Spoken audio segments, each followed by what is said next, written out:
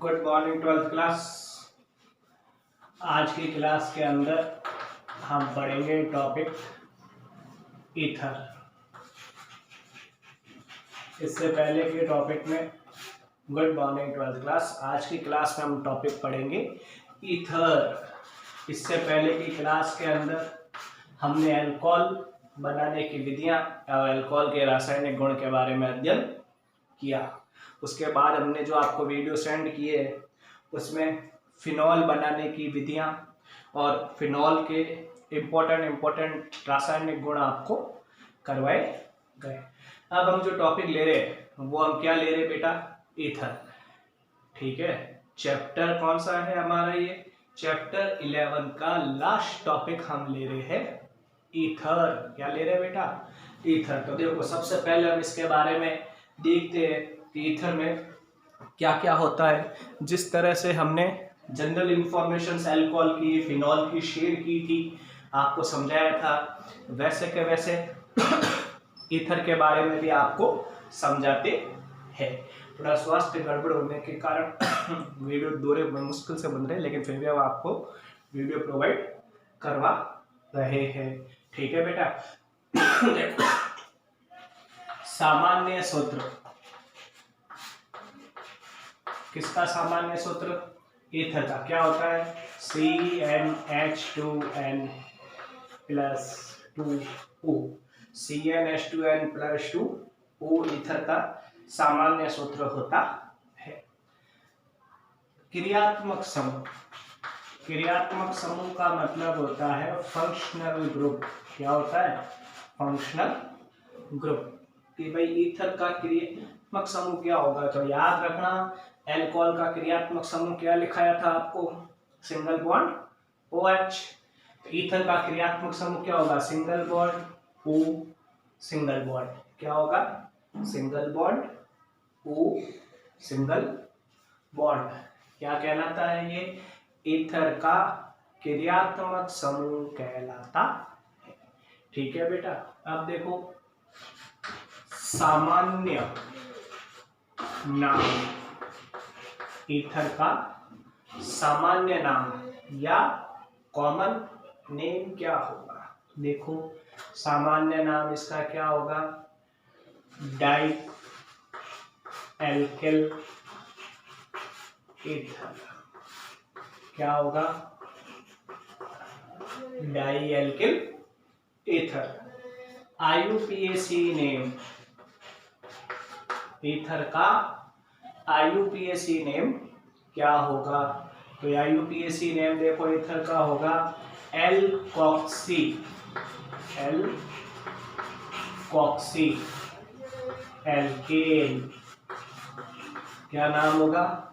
Alkoxy alkane. Ether का IUPAC नाम क्या होगा? Alkoxy alkane. समझ में आ गई बात? अब देखो, क्वेश्चन बनता है ईथर जल का डाई एल्किल। ईथर जी आपकी किताब में क्वेश्चन नहीं है। ईथर जल का डाई एल्किल विकल्प है कैसे? मतलब जो ईथर है ना, वो जल का डाई एल्किल विकल्प कहलाता है। तो हमें इसको प्रूफ करना है। तो देखो, इसका आंसर क्या होगा? हमें मालूम है जल का फॉर्मूला क्या होता है? H, single bond O, single bond H। किसका फॉर्मूला होता है? ये जल का फॉर्मूला होता है। यदि इस जल के फॉर्मूले से हम हाइड्रोजन को रिमूव करें, एक हाइड्रोजन को रिमूव करें, किसके द्वारा? Alkyl group. Alkyl group. Alkyl group. तो क्या बन जाएगा? ROH। ठीक है। और यदि remaining one hydrogen replace by alkyl group, तो क्या बन जाएगा? आर ओ आर, क्या बन गया? R O R. इसी को हम क्या कहते हैं? ईथर कहते सरल ईथर। सरल ईथर किसे कहते हैं? सरल ईथर या सिंपल ईथर। सरल ईथर या सिंपल ईथर। इंग्लिश में ईथर की स्पेलिंग होगी ETHER। सिंपल ईथर या सरल ईथर। तो सिंपल ईथर क्या होता है? याद रखना, ROR। इसको हम क्या कहते हैं? सिंपल ईथर कहते हैं। इसका मतलब है यदि ऑक्सीजन की दोनों संयोजकताओं पर समान एल्किल ग्रुप लगा हुआ हो, equal alkyl group present on oxygen, या जब समान एल्किल ग्रुप ऑक्सीजन पर लगा हुआ हो तो उसे हम सरल ईथर कहते हैं। तो फिर मिश्रित ईथर क्या होगा? तो देखो, मिश्रित ईथर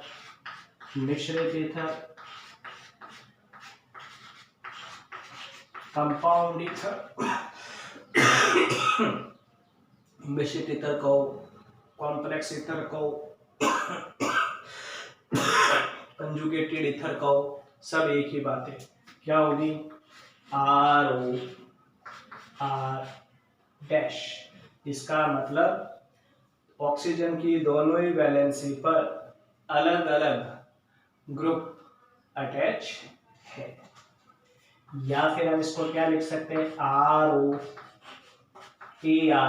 एक तरफ एलिफेटिक सब्सटेंस और एक तरफ एरोमेटिक सब्सटेंस प्रेजेंट हो। दोबारा रिपीट करता हूं, ईथर का सामान्य सूत्र क्या होगा? CnH2n+2O। क्रियात्मक समूह फंक्शनल ग्रुप क्या होगा? Single bond O single bond. सामान्य नाम जनरल नेम या कॉमन नेम क्या होगा?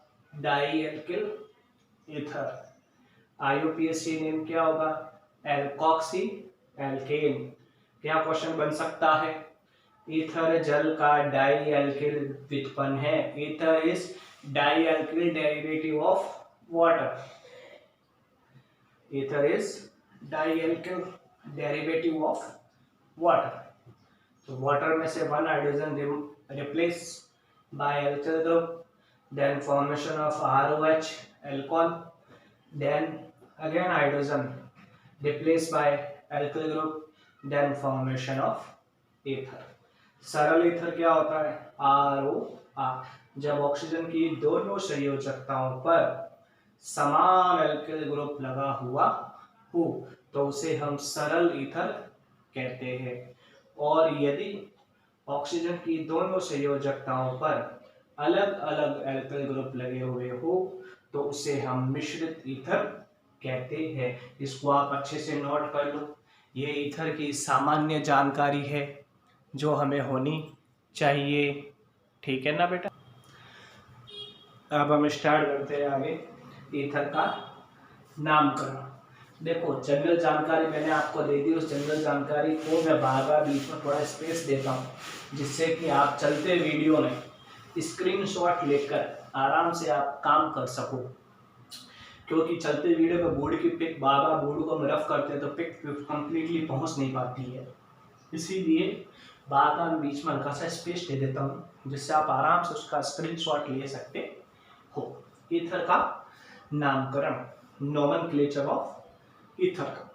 क्या टॉपिक कर रहे हैं हम? Nomenclature of ether. तो देखो, अणु सूत्र, मॉलिक्यूलर फॉर्मूला। अणु सूत्र, मॉलिक्यूलर फॉर्मूला।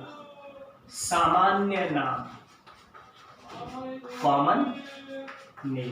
सामान्य नाम, कॉमन नेम। IUPAC name. कौन से नेम?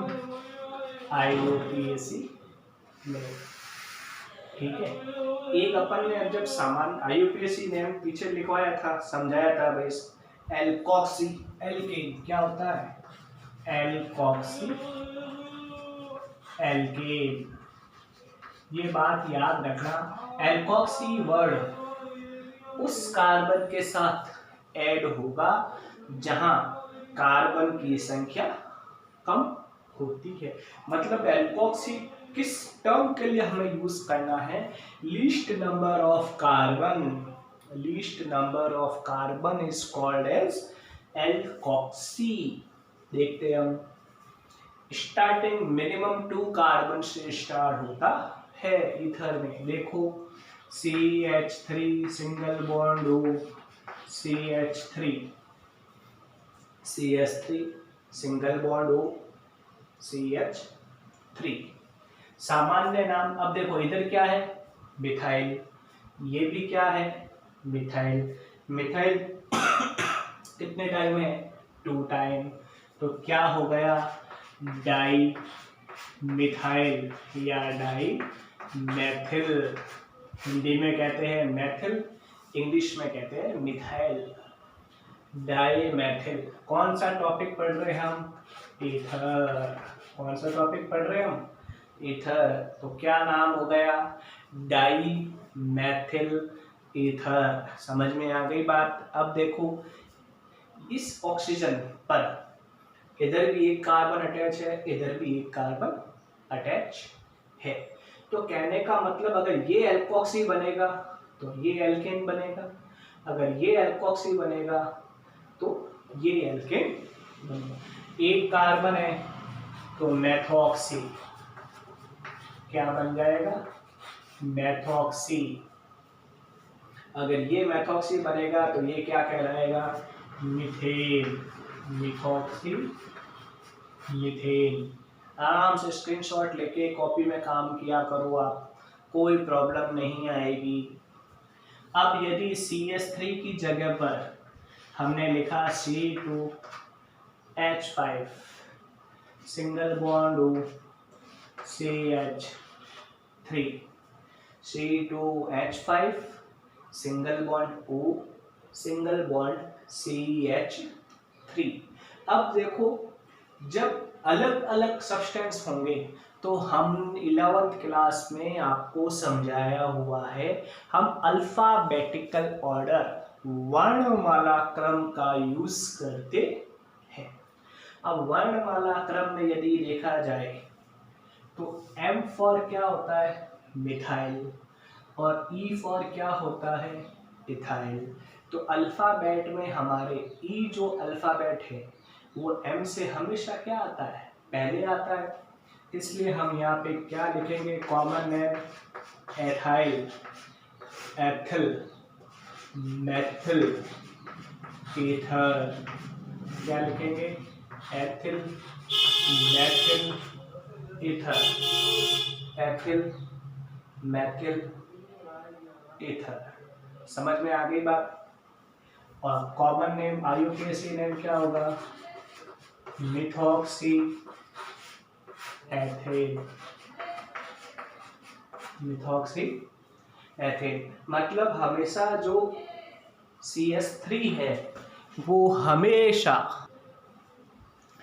नेक्स्ट देखते हैं अपन C2H5 single bond O, C2H5। अब दोनों साइड क्या है? इथाइल। तो क्या होगा? Die ethyl ether, die ethyl ether. और IUPAC नेम अब देखते, इधर भी 2 कार्बन है, इधर भी 2 कार्बन है, तो क्या हो जाएगा?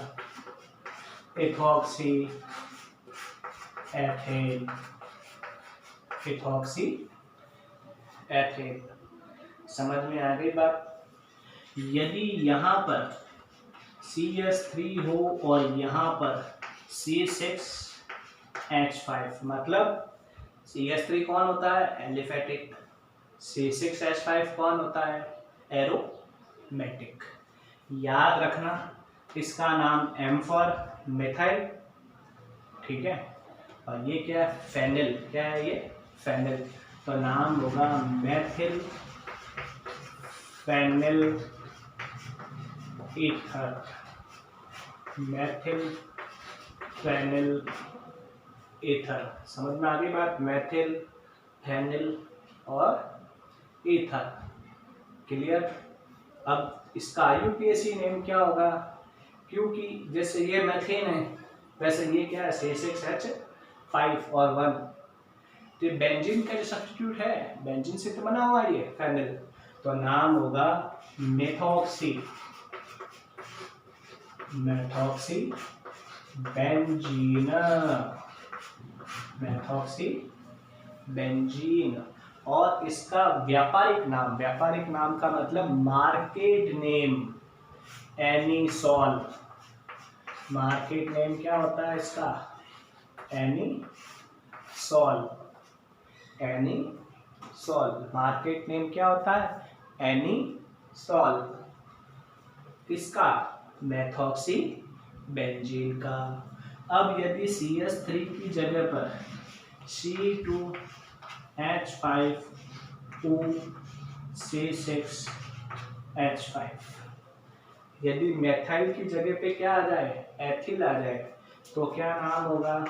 Ethyl phenyl ether, ethyl phenyl ether. समझ में आ गई बात? अब देखो इसका IUPAC नेम, ये 2 कार्बन है, ये 6 कार्बन है, तो एल्कोक्सी किसके साथ अटैच होगा? 2 कार्बन के साथ, तो क्या नाम हो जाएगा? Ethoxy benzene, ethoxy benzene. इसका व्यापारिक नाम होता है, मार्केट नेम फेनिटोन। क्या होता है? फेनिटोन। मतलब जब CH3O C6H5 होगा तो मार्केट नेम क्या होगा? एनिसॉल।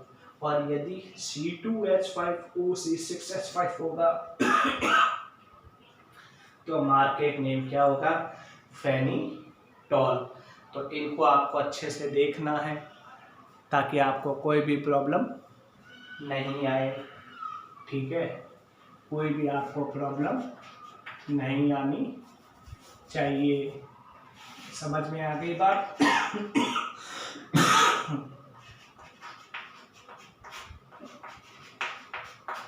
ठीक है ना? ठीक है। स्वास्थ्य गड़बड़ है फिर भी आप लोगों के लिए वीडियो प्रोवाइड करवाया जा रहा है, आराम से आप इस काम को कीजिए। ईथर का सामान्य परिचय कर लिया हमने, ईथर का नामकरण हमने कर लिया। अब हम करेंगे ईथर बनाने की विधियां, preparation methods of ether, ether के विरजन की विधियां। सबसे पहला रिएक्शन हम इसमें काम में लेते हैं विलियमसन, साइंटिस्ट का नेम है विलियमसन ईथर संश्लेषण, विलियमसन ईथर संश्लेषण। विलियमसन नामक साइंटिस्ट ने इसका फॉर्मेशन किया था, इसलिए रिएक्शन का नाम ही क्या हो गया? विलियमसन ईथर संश्लेषण। तो देखो मैंने आपसे कहा भी था कि हमने जो एक रिएक्शन लिखी थी जिसमें हमारा फॉर्मूला आया था C2H5ONA, मैंने कहा ये रिएक्शन आगे ईथर बनाने में काम आती है। देखो कैसे, C2H5Cl इथाइल क्लोराइड। अब मैं नाम नहीं लिख रहा हूँ, ये आप लोगों को लिखना है, इथाइल क्लोराइड। इसकी रिएक्शन हम करवाएंगे सोडियम एथॉक्साइड NaOC2H5, NaOC2H5। ये आप लोगों ने एल्कोहल की अम्लीय प्रकृति में बनाया था, हाइड्रोजन यहां से निकाला था और सोडियम लगाया था। ये होगा सोडियम एथॉक्साइड, सोडियम एथॉक्साइड। ये होगा एथिल क्लोराइड, एथिल क्लोराइड और सोडियम एथॉक्साइड। जब आप इसको आपस में रिएक्शन करोगे, गर्म करोगे, तो क्या हो जाएगा, हमें मालूम है ये बॉन्ड जब ब्रेक होगा तो ये बन जाएगा आंशिक ऋणावेश, ये बन जाएगा आंशिक धनावेश। यहाँ से जब ये बॉन्ड ब्रेक होगा तो ये ऑक्सीजन बन जाएगा ऋणावेश और सोडियम क्या बन जाएगा, आंशिक धनावेश। तो हमें मालूम है सोडियम पर धनावेश और क्लोरीन पर ऋणावेश। सोडियम बनाएगा पॉजिटिव आयन, क्लोरीन बनाएगा नेगेटिव आयन। तो क्या रिमूव हो जाएगा, सोडियम क्लोराइड। अब हमारे पास रिमेनिंग क्या है, यहां से क्या रिमेनिंग है हमारे पास, C2H5, Cl तो रिमूव हो गया, सिंगल बॉन्ड। यहां से क्या रिमेनिंग है, O, और क्या रिमेनिंग है, C2H5। तो देखो C2H5 O C2H5 क्या बन गया, ये ईथर, क्या बन गया, ईथर। तो इस तरह से विलियमसन ईथर संश्लेषण के अंतर्गत एथिल क्लोराइड की क्रिया सोडियम एथॉक्साइड से करवाते हैं। एथिल क्लोराइड की क्रिया सोडियम एथॉक्साइड से, NaOC2H5, फॉर्मूला याद करना है आपको। गरम करेंगे, क्या बन जाएगा, C2H5O, C2H5 प्लस NaCl। इस तरह से विलियमसन ने ईथर का निर्माण किया। सेकंड रिएक्शन है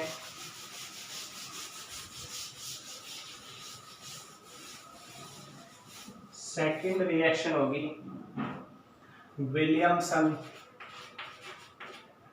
सतत ईथर संश्लेषण। विलियमसन सतत ईथर संश्लेषण। विलियमसन कंटिन्यूअस ईथर प्रोसेस क्या हो जाएगी, Williamson continuous ether synthesis process. Williamson सतत में याद रखना भाई, क्वेश्चन अगर कंटिन्यूअस पूछे, right the reaction Williamson continuous ether synthesis, तो आपको ये वाली लिखनी है। और सिंपल पूछे विलियमसन ईथर सिंथेसिस, जो भी पढ़ाई आपको वो वाली लिखनी। इसमें क्या होगा, C2H5OH, इसकी रिएक्शन किससे होगी, H2SO4 से। तो अल्कोहल की अभिक्रिया किससे करवाएंगे, H2SO4, वो भी कौन सा, सांद्र H2SO4। समझ में आई बात, अल्कोहल की अभिक्रिया किससे करवाएंगे, सांद्र H2SO4 के साथ 373 केल्विन टेम्परेचर पर। जब अल्कोहल को 373 केल्विन ताप पर सांद्र H2SO4 के साथ क्रिया कराते हैं, सांद्र सल्फ्यूरिक अम्ल के साथ क्रिया कराते हैं, तो CH3CH2HSO4 प्लस H2O बनता है। कहने का मतलब ये ब्रेक होगा HSO4 माइनस और O, ठीक है। तो क्या बन जाएगा, CH3CH2HSO4, यहाँ से किस पे टूटेगा, H प्लस और HSO4 माइनस। ये HSO4 माइनस जाकर के किससे जुड़ेगा, इससे जुड़ेगा C2H5 से। क्या बन जाएगा, एथिल हाइड्रोजन सल्फेट। क्या बन गया ये, एथिल हाइड्रोजन सल्फेट। वीडियो को 2-3 बार देखो, रिएक्शनों को 1-2 बार लिखो, खुद भी थोड़ा समझने की कोशिश करो, थोड़ा खुद अपना भी दिमाग लगाओ थोड़ा, ठीक है ना। एथिल हाइड्रोजन सल्फेट, इस ethyl hydrogen sulphate CH3 CH2HSO4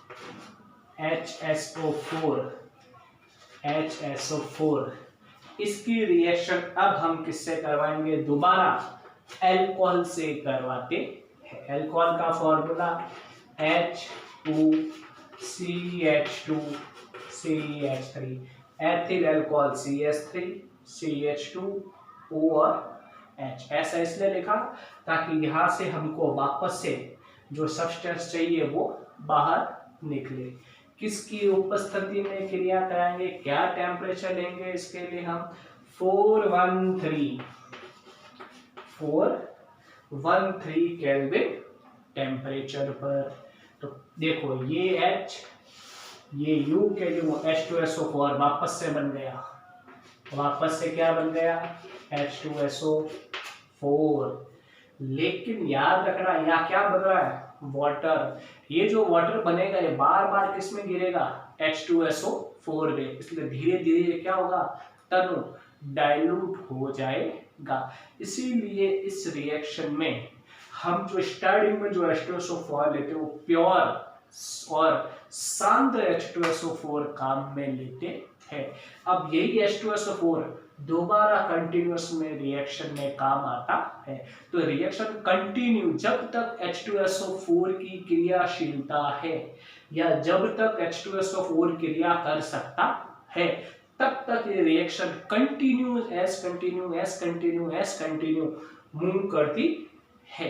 इसीलिए रिएक्शन का नाम है विलियमसन सतत ईथर संश्लेषण। सतत का मतलब कंटिन्यूअस। तो देखो रिमेनिंग क्या है हमारे पास? CH3 CH2, यहां से O CH2 और CH3, ये क्या बन गया? ईथर। तो विलियमसन ईथर संश्लेषण भी रिएक्शन है और विलियमसन सतत ईथर संश्लेषण भी रिएक्शन है। दोनों रिएक्शन है। विलियमसन ने ईथर संश्लेषण रिएक्शन भी दी थी और सतत कंटिन्यूअस प्रोसेस भी दिया था। समझ में आ गई आपको ये बात? अब हम बात करते हैं अगली रिएक्शन की, ईथर बनाने की। अगली रिएक्शन की हम बात करते हैं। अगली रिएक्शन हमारे कौन सी है? एल्कोहल की निर्जलीकरण से। एल्कोहल के निर्जलीकरण से इसका मतलब क्या हुआ कि अल्कोहल में से जब वाटर मॉलिक्यूल को बाहर निकाल दिया जाए तो देखो CH3 CH2 OH, ये अल्कोहल है, ये आप जानते हो। इसके हमने कितने मोल लिए? 2 मोल, मतलब 2 बार। 2 बार मतलब अब हमने इसको एल्यूमिना Al2O3 एल्यूमिना उत्प्रेरक की उपस्थिति में जब अल्कोहल को 523 टेम्परेचर मोस्ट इंपॉर्टेंट है, मोस्ट इंपॉर्टेंट। अगर टेम्परेचर गलत लिखा तो आपकी रिएक्शन नहीं होगी, इसीलिए टेम्परेचर मोस्ट इंपॉर्टेंट है इस रिएक्शन में।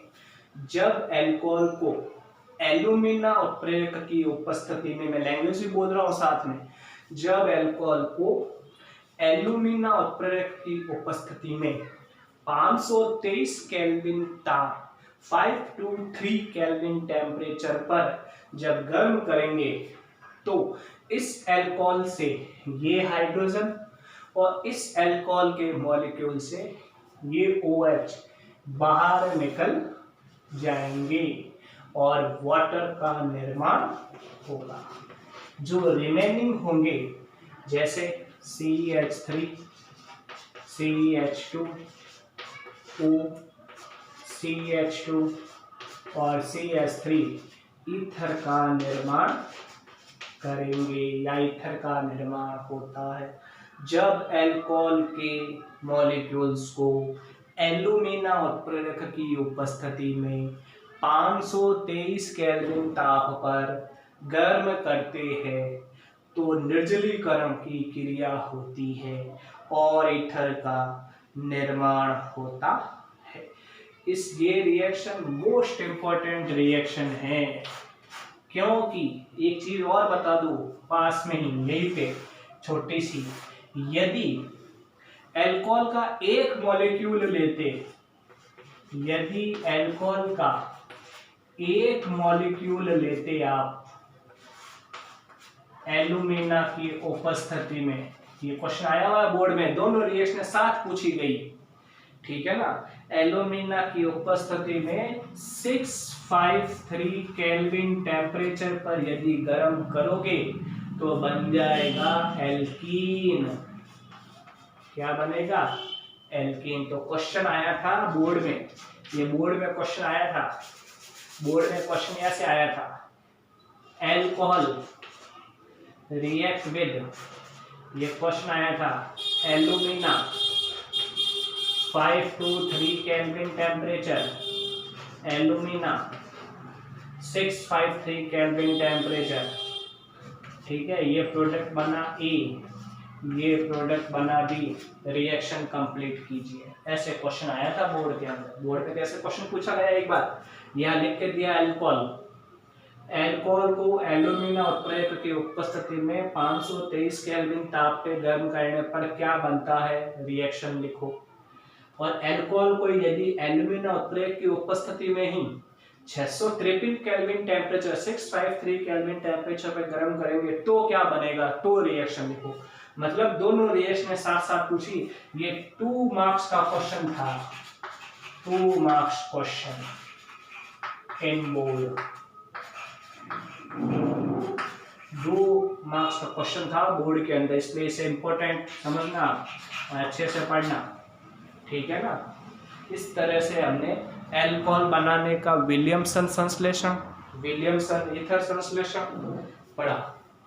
समझ में आ गई बात? क्लियर? एक लास्ट रिएक्शन और है, वो भी देख लेते हैं अल्कोहल ईथर बनाने की, ताकि ईथर बनाने की रिएक्शन कंप्लीट हो गई। ये लास्ट रिएक्शन हम अगले वीडियो में देख लेंगे, जिसके अंदर ईथर के रासायनिक गुण भी साथ साथ करेंगे। तो इस वीडियो के अंदर हमने ईथर का सामान्य परिचय और ईथर बनाने की विधियों के बारे में पढ़ा।